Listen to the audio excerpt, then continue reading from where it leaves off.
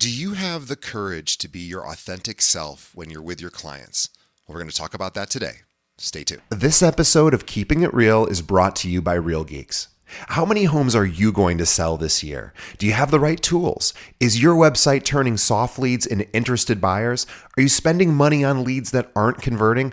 Well, Real Geeks is your solution. Find out why agents across the country choose Real Geeks as their technology partner. Real Geeks was created by an agent for agents. They pride themselves on delivering a sales and marketing solution so that you can easily generate more business. Their agent websites are fast and built for lead conversion with a smooth search experience for your visitors. Real Geeks also includes an easy-to-use agent CRM. So once a lead signs up on your website, you can track their interest and have great follow-up conversations. Real Geeks is loaded with a ton of marketing tools to nurture your leads and increase brand awareness. Visit realgeeks.com/keepingitrealpod and find out why realtors come to Real Geeks to generate more business. Again, visit realgeeks.com/keepingitrealpod. And now, onto our show. Today's episode is brought to you by Corded.io.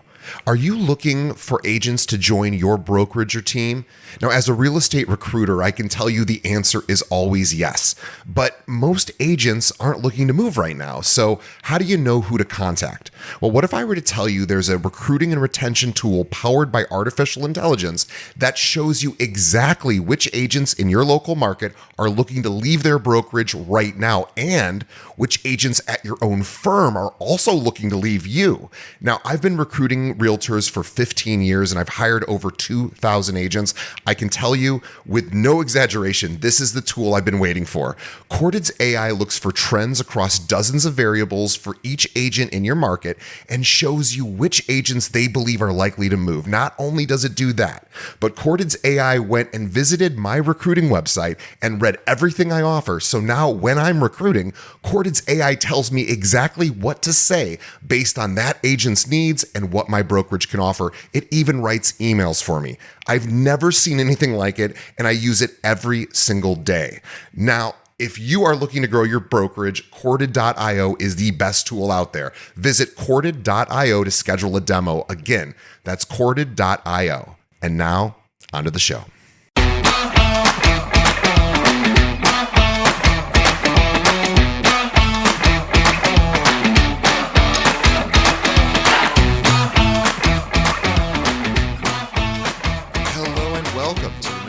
Of Keeping It Real, the largest podcast made by real estate agents and for real estate agents. And my name is DJ Paris. I'm your guide and host through the show. 7 years, 700 episodes, and we are going strong. So if you are new to the show, welcome. If you're coming back, welcome back. We appreciate you. Please tell a friend about this podcast. Let other agents know that this is a great place you can learn from top 1% agents all over the country. We're going to be speaking with Garrett Maroon in just a moment. He is amazing, and we're going to talk a lot about being your authentic self with your clients, and boy is he. You're going to love him, and it hopefully will inspire you to open up more and be your real self around your clients, because I think it's going to help you attract more and more business.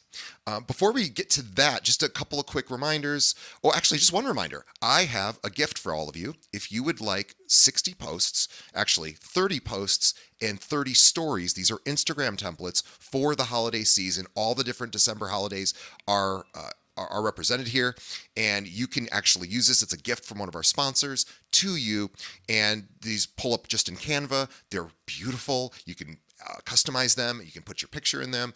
They look awesome, and they're real estate focused. So if you're looking for some social media content to post over the holiday season and the December holidays in particular, just shoot us a message.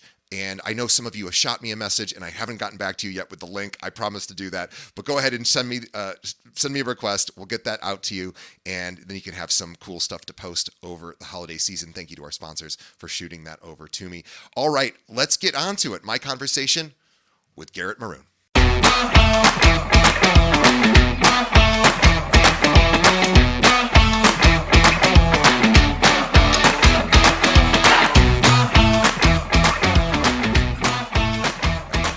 Best advice you've received in real estate? best advice I've ever received in real estate is pick a path and stay there long enough until it works. Tell me more. I have been fortunate. I've sold 650 homes in the past 11 years, 100% by referral. Never done an open house or cold call or made a door knock or bought a lead ever. And, but I'm not from here. I only had 40 people in my database and just was encouraged. Look, it'll work if you just keep going. And so I just kept going and I believed in their belief and it paid off. Unreal. Amazing. Worst advice you've received in real estate? Oh, so many things, right, DJ? Worst advice I've received was actually from a coach in that same vein. Is I had sold 50 houses my second year in the industry. I hired this coach and said, "Look, I don't want to sell more. I just want to go home." And at the end of the first call, DJ, she said, "All right, here's your homework." She knew I'd never done any of these things. She said, "Here's your homework. You need to go cold call 300 people this week and door knock 150 doors, and that's your homework." And I said, "I'm not going to do that." She said, "Garrett, you're not going to succeed then." And I was thinking, like, I mean, I feel like I'm succeeding. I'm in the top 1%, in this market. And so we get on the phone the next week, DJ. She's like, "Did you do your homework?" "No, I told you I wasn't going to do my homework." It's like, "Garrett, you're not going to succeed. You need to cold call 300, door knock 150. Anyways, that was the worst advice I'd ever received, right? Is you need to look like everyone else to win. Yeah. Totally untrue. That was the worst advice. And thankfully I ignored it. But that was the worst advice I think I've ever been given. To thine own self be true, they say, right? Yes, that's right. That's right. I love that. Garrett Maroon is our guest today. Let me tell you more about Garrett, and this is going to be a really, really amazing conversation. Garrett's real estate story started really small, as he said. He had just 40 names in a database, which is like basically nothing. And as a vision, he was fueled by the relationships over leads. Again, fast forwarding 11 years, now he's closed over 650 homes, as he said, in his second year, 50 closings, unreal. But again, 100% by relationships. That's just unreal. He's the founder of 210 Realty Group, which is a top 1% team in Southeast Virginia. And Garrett brings more than expertise. He leads with authenticity, heart, and a deep commitment to serving both clients and his team with excellence. But real estate really is just the beginning. Garrett co-founded the 210 Collective at eXp Realty, where faith and business meet in powerful ways. He also launched The Faithful Agent, which is a nonprofit and vibrant community for gospel-centered agents who want to grow not just their business, but their walk with Christ. And every week on the Faithful Agent podcast, Garrett shares talk and real strategy to help agents thrive at work without burning out at home. And in his book, The Balanced Breakthrough, his message is very clear. You don't have to choose between success and your soul. You can win at work without losing at life. And so what's Garrett's superpower? He is helping agents make more money by staying true to who they are and also doing what they love at home. Garrett's world is full of laughter and life with his wife, Rachel. They have 5 amazing kids. He's deeply involved in his church, always ready with a dad joke, grounded in the belief that true success is built on relationships, faith, family, and business in that order. Garrett is our guest today. GarrettMaroon.com is where you find him. He has a new book coming out probably by the time you listen to this called The Balanced Breakthrough, and it is going to be a huge success like his last book. So check it out. You can go to GarrettMaroon.com, and it's Maroon, just like it sounds. We'll have a link to that. Garrett with 2 R's and 2 T's. We'll have a link in the show notes, but go there, pre-order the book. You get the audio download for free. And we're going to talk all about the book today as well. Garrett, welcome to the show. Yeah, thanks, DJ. I was sitting there thinking, my assistant wrote a really nice introduction for me. Hey. So thank you for reading that. And thank you, Shaylee, for writing that. It's I'm honored, man. I'm honored to be here. Authenticity is something that just I can feel it on you, and I can tell, and probably our audience already can feel that as well from you. And you are really somebody who is just willing to say, this is me, this is what I'm into, this is what I believe. And you can integrate some of those passions, which, aren't necessarily real estate related, but combining them, your faith and just other things that you do, and, doing nonprofits, and just, it's really impressive that you were able to build this brand. And I don't even want to say brand, because that probably cheapens the idea of it, saying it that way, but it's really who you are. And I just think, what a cool, authentic business you must run. But I want to go all the way back to the beginning because I want to hear how you started with Sure. 40 names and really not much not much hope, I would think, at that point. But I mean, well, at least when Yep. you first started thinking like, how am I going to do this? Yeah. But you did it. Second year, 50 deals. So why real estate? How'd you get in? Yeah, so I got in because my wife told me to do it, right? I try to listen to my wife You're a as good often as soldier. I You do can. what you're Thank told. you. Right, that's right. And so, man, DJ, I was assistant director of admission at the university here, Uh-huh. and I was making 42 grand a year. My wife and I were married, didn't have kids at the time, but the goal was for her to come home when we had kids. Thinking I Mhm. can't do that on 42,000, so I was looking at other jobs, right? A standard W-2. My parents are amazing, and that's what they taught me, right? You kind of work a job for 30 years. That's what we do. And my wife came along and said, I think you'd be really good at real estate. So, my parents tried to talk me out of it. A lot of friends tried to talk me out of it, but I just honestly, I trusted my wife. I think there's seasons where you got to borrow other people's belief, and that's what I did. So I borrowed her belief that I could do it. Love that. But we also agreed that if I didn't sell a home in 3 months, I'd quit, right? Wow. We had The no pressure is concept, right? on. Oh, no concept. Well, 3 months comes and goes, haven't sold a house. And I remember the conversation that night at dinner, and I'm telling her, I think, I didn't know. I think I can figure this out. Can I have another 3 months? And we agreed, thankfully. And so at 5.5 months, finally made a sale.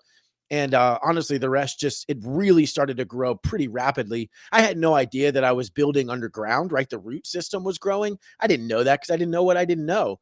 But Sure. then I started to see that effectiveness. So, yeah, it was the belief of my wife who said, I think you'd be good at it. It was the need to make more than $42,000 a year. And I just went for it. It was literally what happened. I had no idea if I was going to be good. Didn't think that I was an entrepreneur until a year and a half in. I still was like, I don't know what I'm doing. I'm just trying to survive and not fail. Yeah. Yeah. So yeah, it was a really interesting beginning. It definitely was, but I'm thankful for all the, experiences I had and the fact that I'm still here and it continued to grow. Yeah, they say necessity is the mother of invention, right? You Mm, just figure it out when you have yeah. to. And when you have someone to support and someone that you committed to and you're part of the deal and you Mhm. gotta pay in just like she's paying and That's right. giving her the opportunity to when you have kids to not have to go out there. Mhm. And that's it. Yeah, you people are it's amazing what people can do and you don't even have to know if you can. You just have to Mm. be almost in a situation where you have to do it. Yeah. And it's like, you'll probably figure it out. You're And right. I I mean, 100%. Yeah. I'm sorry, DJ. no, go ahead. Yeah, I was going to say, I think that the way I describe business now, right, is you walk into a pitch black room and they shut the door behind you, and there's one light switch, right? That's it. Just one light switch you got to find. There's furniture and all kinds of stuff in that room. You're going to bump into it. You're going to get hurt. There's going to be all those things. But if you stay in that room long enough, you'll find the switch. I mean, there is no Yeah, other option. If you're just right. there long enough, you'll find it. And so again, these are things I didn't understand at the time, but because we said, what about another 3 months? It gave me time to find the light switch. If I had given up, I never would have found it, would have assumed that's not the room for me. I'm going to quit. And who knows what would have happened, right? The ripple effect of just the continuing to look for that switch changed my entire life, right? It's going to change my kids' lives. So that's I'm so passionate about, especially newer agents. It's hard. It's going to be hard. Still hard for me now. But the reality is, if you just stay long enough, you'll find the switch. And so the only question is, are you going to give up? And if you're unwilling to give up, you'll find it and you'll figure it out and it'll change everything.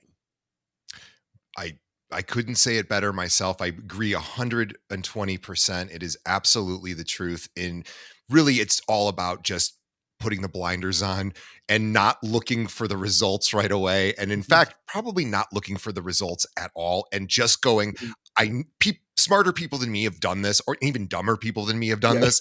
And so it's like, I just have to follow the path that's pretty well been, trodden before. And it's not Yeah. like you're forging a brand new thing that nobody's ever done and you're not sure. Oh no, millions of people have done it. Yeah. So it's kind of like just this, I just have to trust that it's all going to work out Mm. and hard work pays off. And especially in this career, it really does. and it's one of the most fair industries I know. Mm, And because it really, there is a positive correlation between the amount of work you put in and the results you get, but mm, you have to be willing to wait for those seeds to germinate, like you said, and you're not going to see what's happening under the soil, and mhm. it's going to feel like failure for a long time. It And does. but that's how everything is, isn't it? Like Right. every time I go to the gym and I do, well, today I had to do these really difficult push-ups. And Mm, every time I do them, it's not like there's any part of me that's like, this is easy, this is great, this is fun. mm, Like it all is awful and mhm, painful and it hurts. But it's like it's kind of supposed to, and mm, that's the point of it. And it's mm. like that's the only way the muscles get stronger is You're you right. have to True. break them apart. You literally rip them apart. And in order to do that, you got to be willing to sort of go, I'm going to like be standing in the pathway of pain. Mm, And that's kind of how it is for most things that are worthwhile, maybe everything mm, that's worthwhile. It's like you mm. got to just put the energy and time into it and trust that like this is good for me. It Yeah. will work out. Right. And it almost, I found that in life, at least in this country, I mean, look, I can't speak for every. There's lots of places where things aren't very fair, and Mm, and there's a lot of unfairness here too. But there's a sure. lot of fairness, and Yeah. if you put your mind to it, it almost doesn't matter what your background is in this Mm, business. Like mm. you can make your way. People don't really care where you come from. They Yeah. just care if you care about them and you're going to do a good job So and true. you're going to meet their needs. Like that's pretty much it.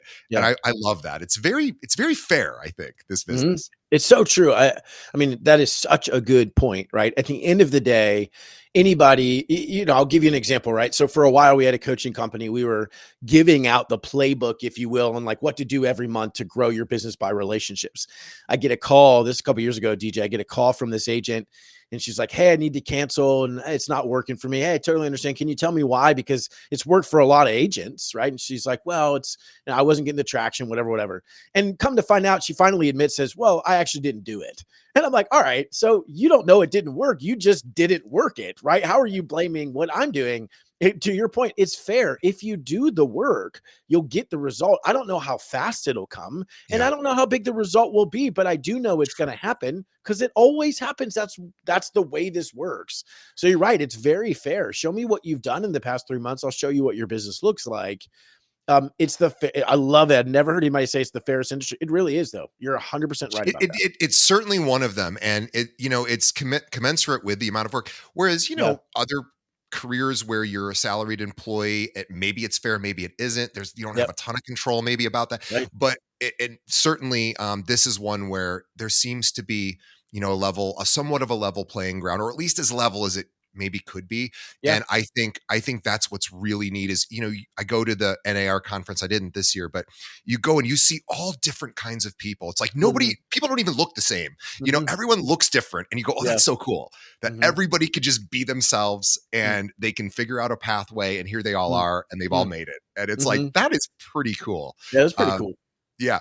Well, let's talk a little bit about your faith because I think this is such an interesting thing. I rarely talk to agents who put that front and center in their business. And I think I was talking to you about this sort of before we started, and I think what I thought was really amazing. I was really thinking about this because I was going, okay, so I live in this city where people keep things like religion and politics. You almost have to, at least here in Chicago, you have to be really careful about what you say Mm, because people are real judgy here. There's a lot of judgment, mm, and if you think differently than the norm, people get kind of weird about it.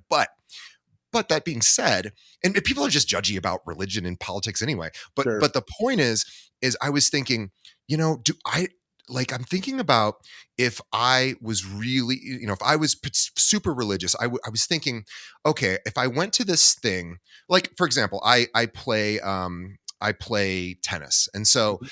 I think about the people I play tennis with. We're all kind of similar. Like maybe we have different careers and we have different family lives and whatever, but we all kind of love tennis in the same way. And I Mm, was thinking, the cool part about with, putting religion that's really important to you into your business is it's such a way of life. Religion is a way of life for people. It's a mm, guideline for how to live and how to see the world. And what I love about it is I would assume, and you'll tell me if this is accurate, is that you're going to attract people who have a very similar worldview and a very similar outlook on life and kind of go through the same experiences.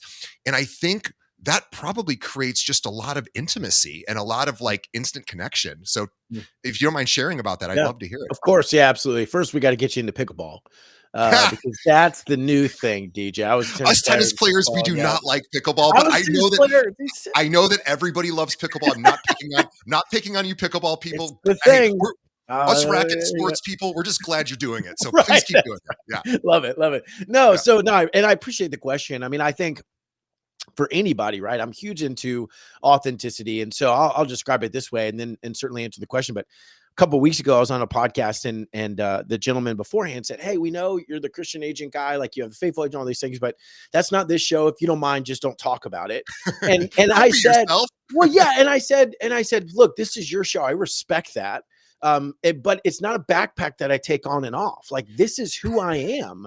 And so I can't not be that. If it doesn't work for your audience, I respect that. Like I'm happy not to do this episode, right? I'm not going to offend him." And he was like, "No, let's do it." And we had a great conversation. But for anyone, right? They don't have to agree with what I believe. That's Of okay. course.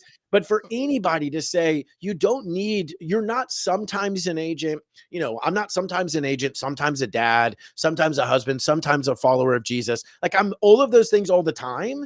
And Right. so whenever I show up, I should show up as that. This is just who I am. Yes. And if anything, the easiest thing to do is show up and be me as opposed to, wait, who am I supposed to be in this moment? That's exhausting. And, I can't do that perfectly. And so for anybody, right, I want them to be encouraged, just like this is who I am. And yeah, are you going to repel some people? Sure, you will. Are you going to attract some others? Of course you will. That's great. And the people that come have already made a decision. I know who this person is and I want to work with him. Fantastic, right? It's part of part of your job is to be super clear about this is who I serve and this is who I don't. What I have found, DJ, though, that's interesting is when we went all in on that brand, right? And we just, because they already knew that's who we were, right? We just made it more clear. When we went all on that brand, I have a ton of clients and past clients I might have who are not Christians and they don't Sure. disagree, agree with that. And they're totally fine with it, right? We have a lot of people who the world would say are hardcore anti-Christian, and Yeah. they come because they want to get support and they know we're going to treat them fairly. And so, Right. we'll serve anybody. Anybody deserves to be cared for and loved well. And Yes. so what's been interesting is it both sets a standard of service that they expect, which is good because it holds us accountable, right? And it levels the playing field, to say, this is who I am. This is how we're going to treat you. If I say we're going to pray about this deal, you're not weirded out by that because what else did you expect I was going to do?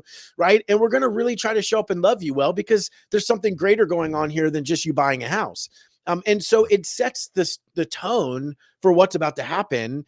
And it's been really freeing too, right? Again, I was never shy about it to begin with, but now it's like, this is just who we are. The whole thing is branded that way, right? Now I have the Faithful Agent podcast and nonprofit for Christians in real estate. It's pretty clear, who I am, right? And who specifically I feel like I need to serve. Doesn't mean I don't want to help somebody else, but I'm just being honest about who I am. And if that's not you, it's okay. So I do want people to realize and see that in our industry, right, you're told, don't talk about politics, don't talk about religion. I definitely don't think talking about politics is the greatest idea ever, right? But with your religion, if like, this is who I am, I would say you should talk about it. Even if you disagree with me, that's okay. We should be able to have those conversations. I should be able to do a deal with someone who's like, I totally disagree with everything you stand for. That's fine. Let's do this deal together, right? I'd love to hear you out. You hear me out. That's okay. We can have a relationship. So I think if more agents were just honest about who they were, stop trying to be what the industry told them to be and started to be themselves, they'd burn out less. That's definitely true, number one. And they just have a better business. Why? Because when you show up and you're authentic, you're going to show up more naturally. You're going to show up more often, and you're naturally going to want to do it better. And I think if we did that, we'd build a bigger, better business and a bigger, better life. I think that when you have the courage to be authentic, which by the way is not easy, I think that's important. Yeah. I want to go back to something, and I want to then come back to this thought. But as we were talking about showing up with you, faith is one of the pillars of kind of your life. And I was thinking, we don't ask people who are gay. We don't say don't be gay while you're a real estate agent. Like Right. don't make don't Yeah. make that your identity.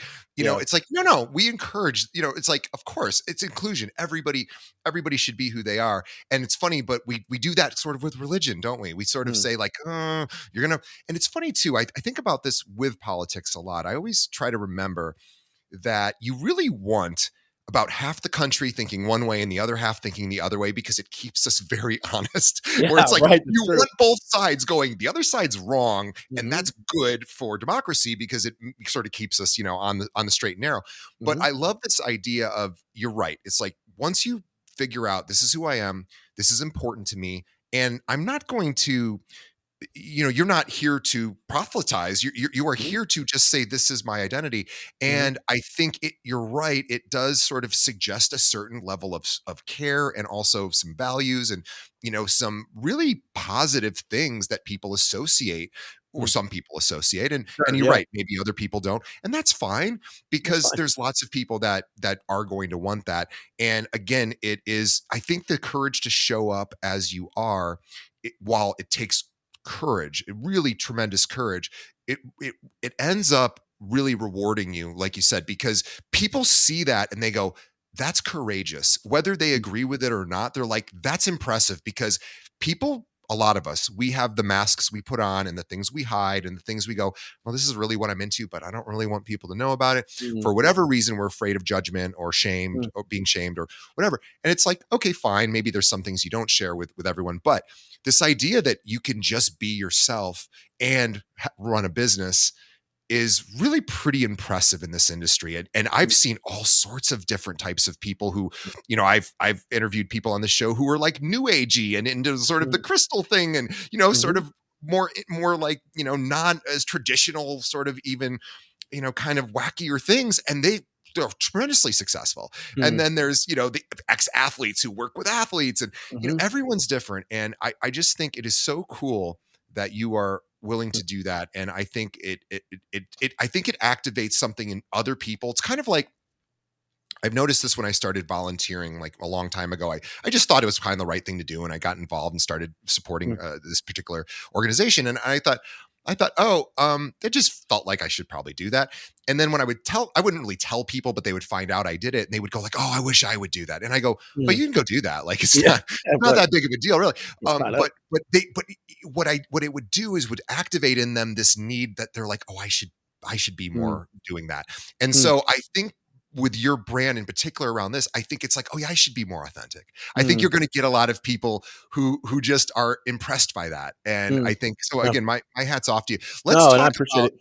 I want to talk about the podcast, and then I want to Sure. talk about the book. So the Yeah. podcast is the Faithful Agent Podcast. Tell Mhm. us what it is and who it's for. Yeah. So it's for Christians in real estate, right? So it was started, DJ, 5.5 years ago as serving, not selling. So I was talking about building your business by relationships, right? Which is really my heart and all those things. The story is, so my mom passed away in October 2022 from breast cancer. Mm, And those next 3 months, I mean, they were really hard for me, transparently. sure. And it just caused me to stop and ask the Lord, right? And just pray, like, who do you want me to serve?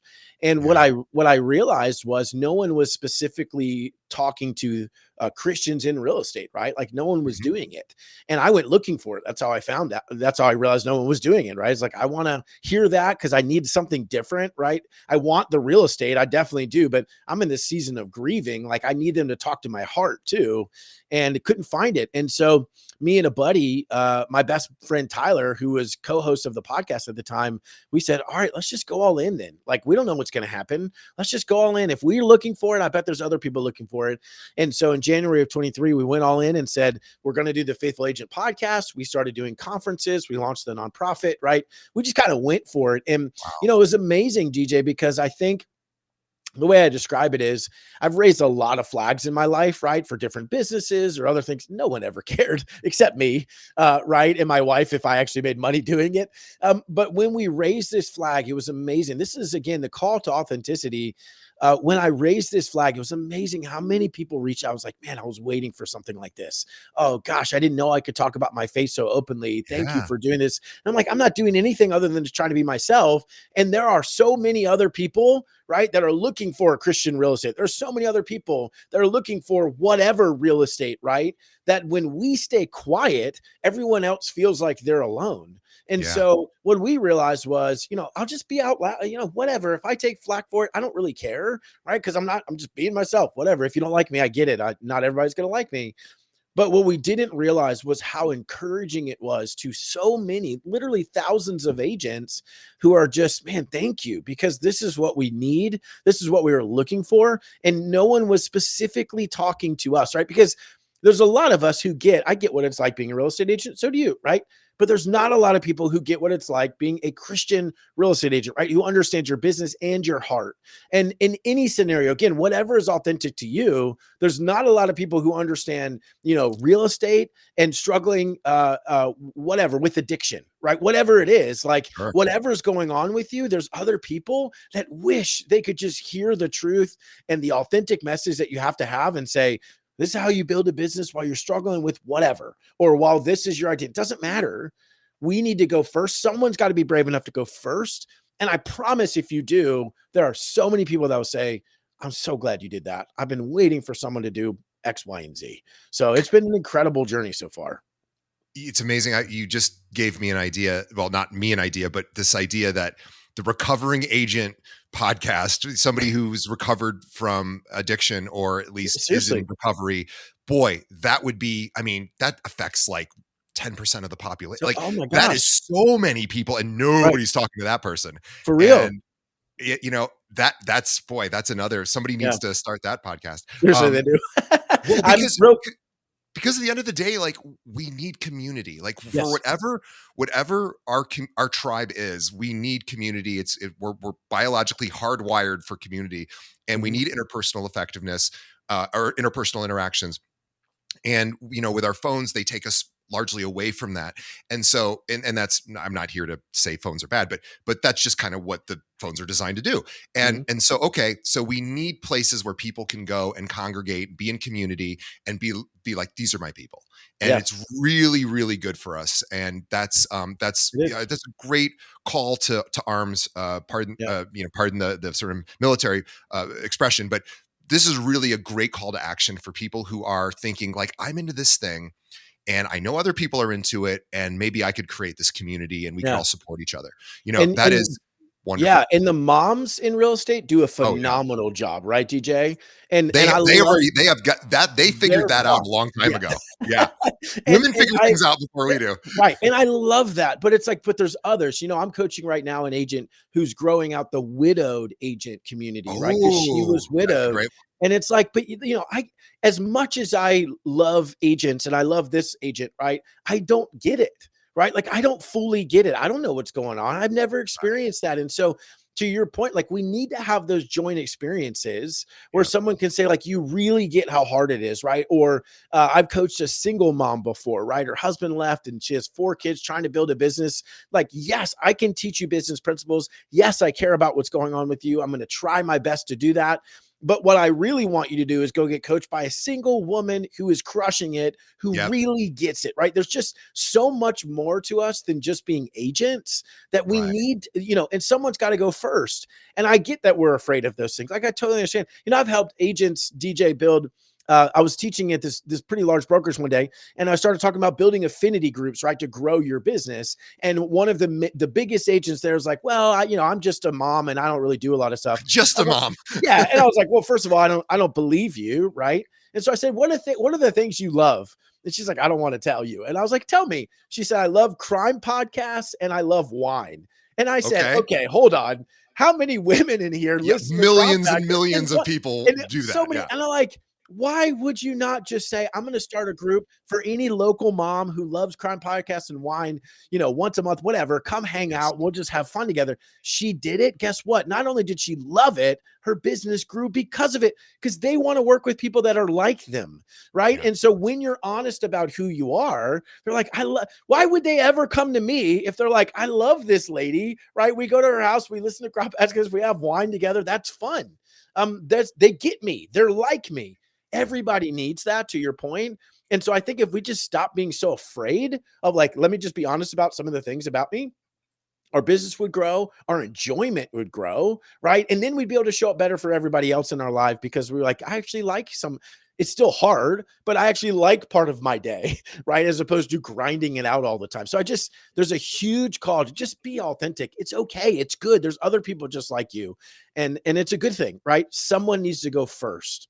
And so if you're brave enough to go first, it's going to change your life too and theirs. And, I just highly, highly encourage that. And it opens up it opens up the ability for someone else maybe to say, I can step into my authenticity Yes, because that person did it. And it 100%. really it's what they say about intimacy. It's that somebody has to be vulnerable and tell their hard truth to another person. And Mhm. what it does is it opens up the space for the other person to go, oh, it gives them permission to be You're like, oh, right. now I can tell you about all my hard things. Yes, right. And 100%. it's really scary and it's hard because that person could hurt you with that information and they could run away, or they could, that's the reality of relationships. But most people don't do that. They actually find it so endearing because they go, oh, I need somebody to talk to about things too. Mm, So you're talking about the same thing. And I think it's just what a great reminder for all of us listening mm, is don't hide who you are, and you yeah. will find your tribe. Mm. Let's talk about the new book. Yeah. So the Breakthrough Broker. The Balance Balance breakthrough. Oh, you're Breakthrough. good. Sorry. Yeah, yeah. I belong to I support a men's organization, and we have what's called Breakthrough Weekends. And so I've got Nice. breakthrough in my mind in a totally different thing because for 20 years I've been just It's talking about awesome. Breakthrough Weekends. Yeah, So my yeah. apologies. The Balance Oh, you're good. Breakthrough is the book, and it's Yep, coming out next week. Although by the yep. time you hear it, it'll be this week. Mhm, So it's available everywhere books are sold and mhm. online. And we'll have a link to the Amazon, in the show notes. But tell us about the book and who it's for. Yeah, so thanks, DJ. So I wrote this book. It's 2 years in the making, right? And really, first and foremost, I wrote it hoping to restore the entrepreneur's family, right? Like I think of the kids of agents everywhere who are missing out on mommy and daddy time because the business is running them ragged.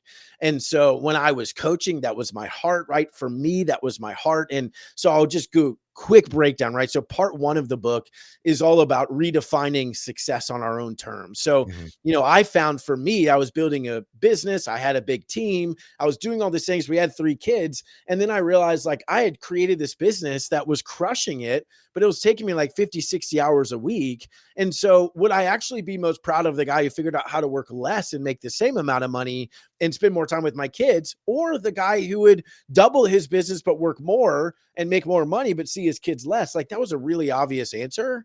And then I started to wonder, well, why was I even doing what I was doing? And I came up, so my whiteboard's literally to my left.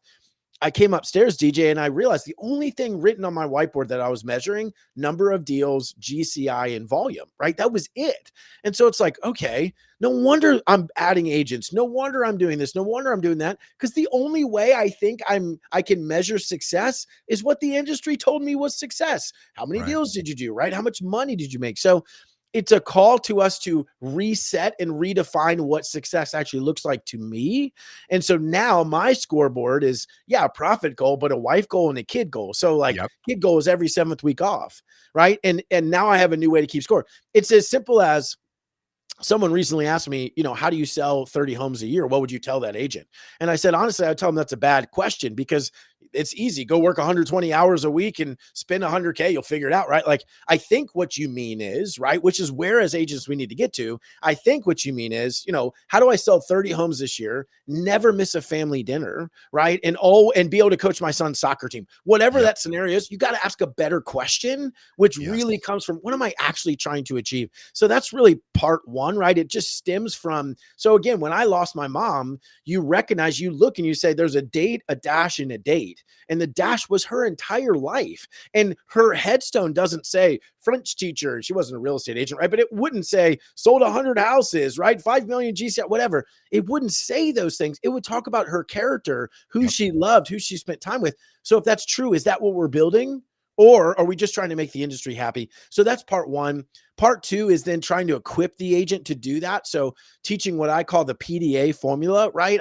Just because I wanted people to think of like, ooh, you're holding hands. That's gross, right? The public display of affection. But it's how do you build a predictable, dollar productive or profitable business that, guess what, aligns with who you are. And so Yeah. there's so much in there of, I want you to be, so my wife's best family friends, the Jensens, you'll appreciate this, DJ. The dad is 6'10", I'm Wow. 5'6 3/4. And when you're 5'6, the 3/4 matters.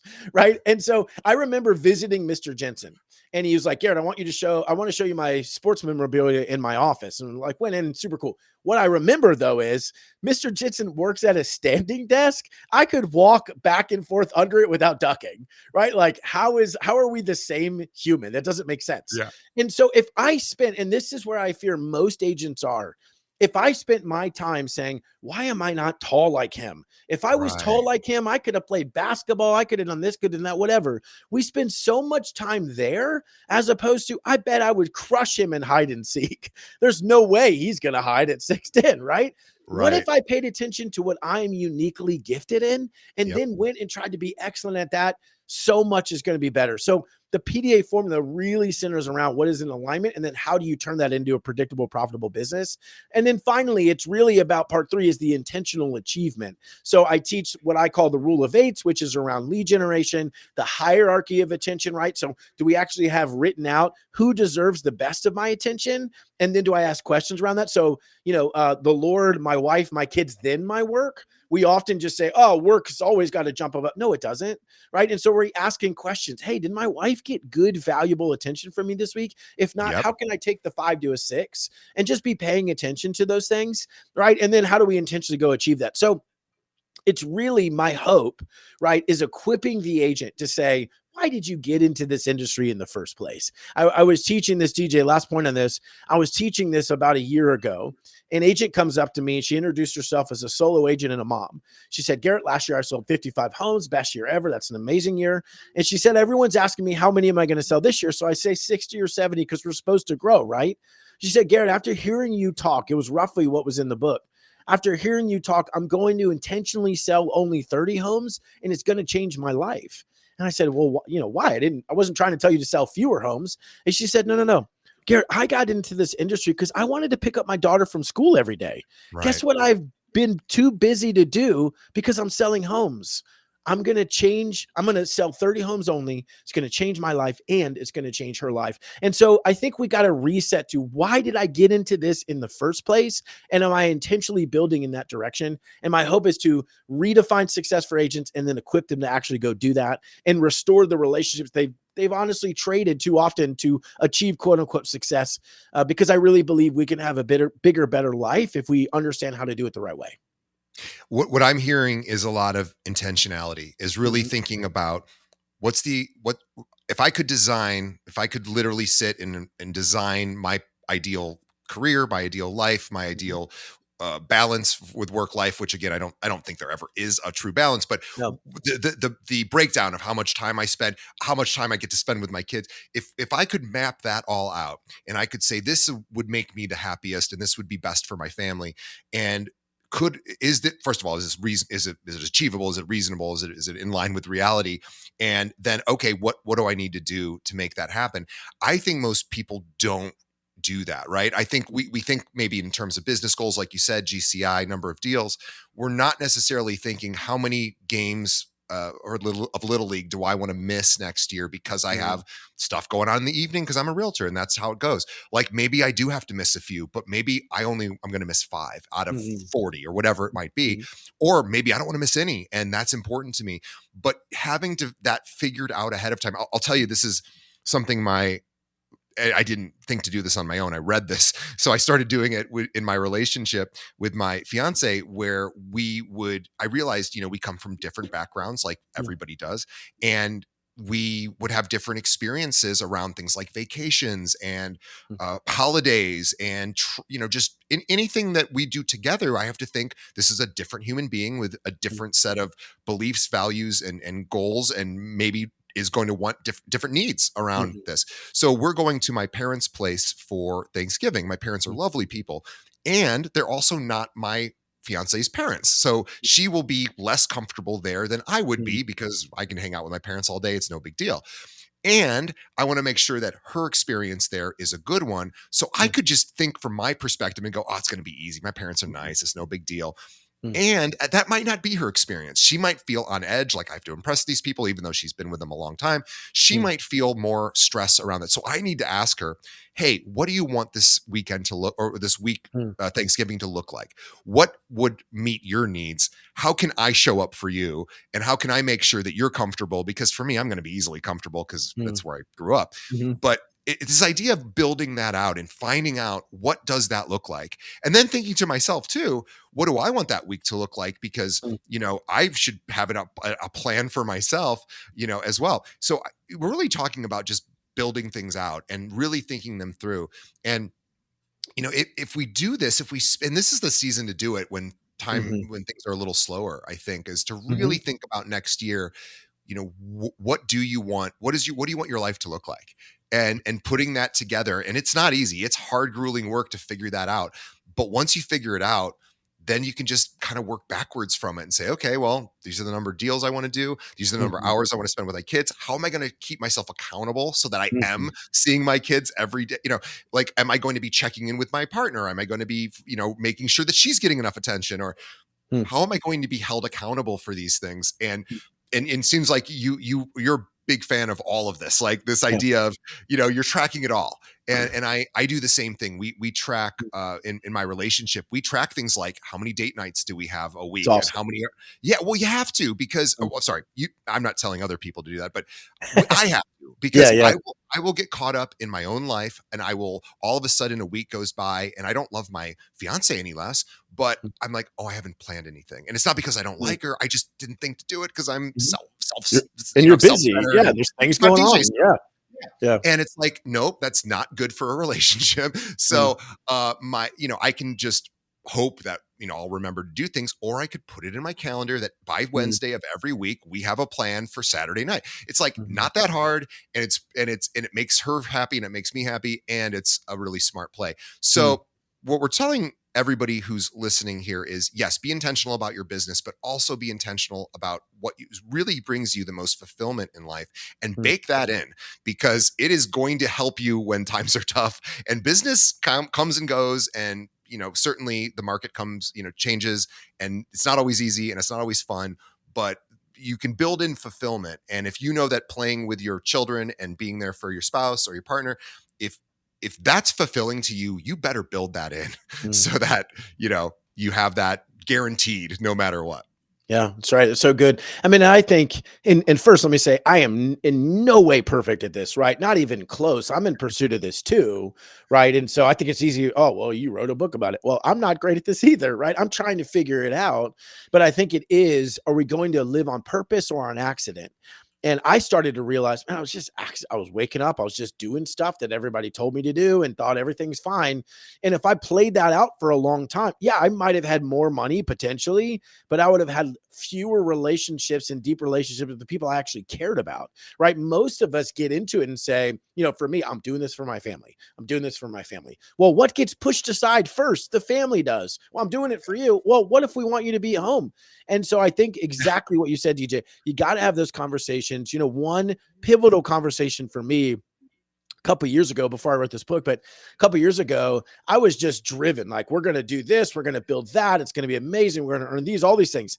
And I finally stopped one day and just asked my wife, Rachel, I was like, babe, if it takes me longer to achieve this, but I'm home more often, is that what you want? And she's Yeah. like, absolutely. I'm like, Yeah. why did I never ask you that? Right. Like I Right. just assumed this is what you wanted. And I Yeah. never asked you. And she said, it is what I want, but I want it to take longer because I need you home. And I'm like, I don't know why I didn't ask, right? We assume that this is Yeah. what I want. So it's clearly what she wants, right? Or it's what my kids want. Or what if I ask my kids, hey, do you feel like you get to see daddy often enough? Right now, yeah, you Yeah. got to go provide for your family. I Yeah. get that.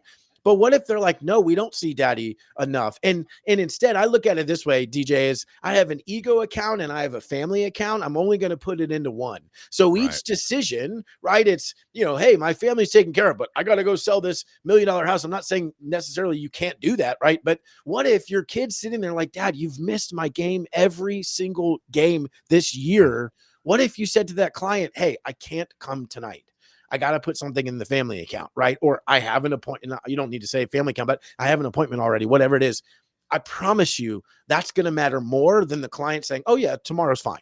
right? Or you miss out on that opportunity. Well, I'm 38. What is my table going to look like when I'm 60? Are my Right. kids back? Are they bringing their kids and their spouses? And are they hoping and having a great relationship with daddy and saying, daddy, here's our kids. We're so excited to see you. They live near, they want to spend time with us, just like you with your parents, right? Or is Yep. it like dad was always on the phone? He's Yeah. on the phone again. He's doing the deals and like, whatever, we'll come, but we don't want to stay that long. What are you building and what are you paying attention to? It's easy to fall into the trap of do more, hustle, 24/7 availability. It's harder to say, that's not what I want. And I got to build a business based around the life I want. And then when I ask that question, right, how do I sell 30 homes and be at every soccer game and coach his little league team, whatever the question was, then and only then can I build the business the way I want to, the way I need to, that's going to serve my life too. And we just let it go. We're showing up on accident when we should be on purpose. And, we got to reclaim that. Yeah. It's all about knowing yourself, knowing what you need, and then asking the people around you, how do I best show up for you? And how do we check in? Like you said, I love that, asking your kids the hard question. Am Mm. I doing enough for you right now? Do you see enough of me? And that, boy, that's a question that is not an easy one to ask, because there will be times when you ask that question and you get an answer that you do not want to hear. Yeah. And that's the most important time. There's a whole reason you're asking it is to get the truth. Right. And then Right. you have to take that punch to the face and go, okay, I need to make an adjustment because Yep. I am not meeting my child's need. And look, I mean, it is not easy being a parent and also No. working and doing everything else that everyone's expected to do everything these days and be perfect. And of course we're not. And boy, check in with the people in your life that you care about. Am I showing up enough for you? Am I giving you what you need? What can I do more to make, your existence a little bit better? I always say this with people who work at companies.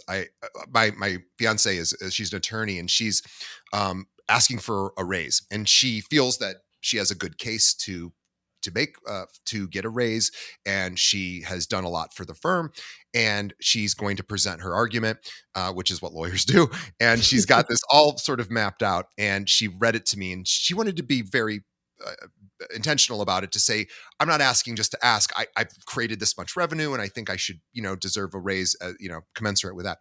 And it all makes sense. It's all logical. And I said, that's all great. I said, I would add one thing in, and it just didn't occur to her because she was thinking about, I just need to make sure my argument makes sense. I said, you need ask the person who owns the business is her boss. I said, ask him what his biggest problems are. What does he lie awake at night worried about? Because it's different from what you lie awake. Like, you're an employee. You're not worried about maybe paying the bills for the doing, meeting all the different demands of all the employees. Like, maybe there's, you don't know what his fears are. Ask him what those fears are in your meeting, and then ask him, how can I help you with those fears, and what can I do to help make that easier for you? And I'm like, that's what people really want, is they want you to know, where am I struggling, and can you help me with that? And whether it's a client, whether it's, your son, or whether it's an employer, it's like, we all just want somebody to go, I see you struggling in this way, because everybody struggles, and I can help you with that. And those are the people that we hold on to for life. Like, those are the people that go, I know what you need, and I'm going to ask you what it is, and then I'm going to deliver that for you. Those are friends, those are family, those are people that, you hold on to. It's community. And I think we need to be really, really diligent about asking that question as much as possible. And it's not an easy question to ask. And oftentimes people don't know what they need, but if you're persistent, it's what happens when somebody passes away. Everybody goes and they say something like, I'm here if you need me. And that's a lovely sentiment. And it's better than saying nothing, for sure. But it's also kind of like, the person's not going to say, well, I need you to do this. Like, they're going to go, okay, great. And that's going to be the end of it. And I'm not saying that you need to do more than that, but if you wanted to do more than that, you might say, hey, I know you're struggling with this, the thing that happened. And I obviously, I can't imagine what that's like. But what part of your life right now is really most disrupted? And if it's like, oh, like making food is kind of a hassle because I'm dealing with all this grief, like I can do that for you. Like I can take care of that, and then all of a sudden you have something to work towards. And so I think that's, you're doing that with your kids. How are you seeing enough of daddy? That kind of thing is so critical. And again, I applaud you as a parent for doing that. I don't think a lot of parents knew to do that. I don't think it was like they were like, screw the children, I'm not going to do it. I just think they didn't know to do it. And boy, they would have had a lot of great feedback. But then you have to be willing to do the work. Yeah. It's, I love what you said. Two quick thoughts is, so when my mom was in the hospital on her last days, right? I remember one of my dad's good friends. Like you said, he didn't call up and say, hey, do you need anything? What do you need? How can I help? He showed up at the hospital with food, and he called my dad and said, hey, I'm here. I brought you food. If you'd like to come eat, I'm here. Right. If not, I'll go away. And I just thought, man, like he just showed up. That's a good man right there. Yeah. Right. When my mom passed away, he had friends that would show up and call at his house and say, I'm here. I know you're alone. I'm outside. Right. If you want me to come in, I'll happily come in. If not, I'll go away. And I just thought, man, I just want to be the guy that just shows up. Yeah. Right. To your point that like, I don't want to just ask the question just to make me feel better. I want to show up and say, I think you're probably alone. How can I help? And so I love that. Right. Number one. Number two is, you're right. Everything is hard, right? It's hard to build a business, hard to be a parent. It's hard to be married. It's hard to be all the things. But it's also really hard to grow up and then not have a relationship with your kids. That's hard too. Right. And so like all of it's going to be hard. You just, we've heard it before, but you got to choose the hard. And so am I going to do the work now? Right. Or is it going to be way harder later? I think it was Ramsey that said, if you do what's hard now, life will be easy. If you do as easy, life will be hard. And so, yeah, it's all hard. That's fine. Can we just acknowledge that building a business and all those things are hard? They are hard. Okay. Well, if that's just true, then why am I surprised and why am I frustrated by it? But I want to show up how I want to show up, and I fail all the time. But when my 6-year-old son, right, my oldest is 8, my youngest is 4 months. But when my 6-year-old son says, hey, daddy, can you come play Legos with me? I need to not just say, oh, sorry, daddy's working. I need to actually say, sometimes that is true, but I need to say, oh, actually, buddy, I do have 10 minutes before my next meeting. Of course, let's play Legos, and so there's pieces of that where we have to be honest. We need to not pretend like we're the busiest person in the world if we aren't, right? And then actually show up where we can show up. Do the best that you can with what you have, where you are. And that's what a good life is going to look like. Boy, you said it all. I couldn't agree with you more. TheBalanceBreakthrough.com is the website to go to learn about the new book. Again, The Balance Breakthrough is the book. You can pre-order it. You get the free audiobook with that, a lot of other free goodies as well. GarrettMaroon.com. You can also go and learn about all things Garrett. He has his podcast, which is the Faithful Agent podcast. And check that out. It is everywhere podcasts are served. We'll have a link to that in the show notes.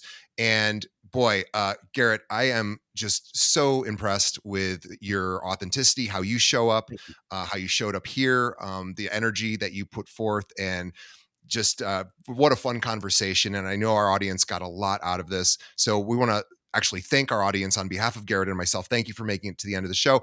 On behalf of Garrett and myself, thank you. On behalf of the audience and myself, thank you to Garrett for taking time out of his busy life to share some of his what's important to him.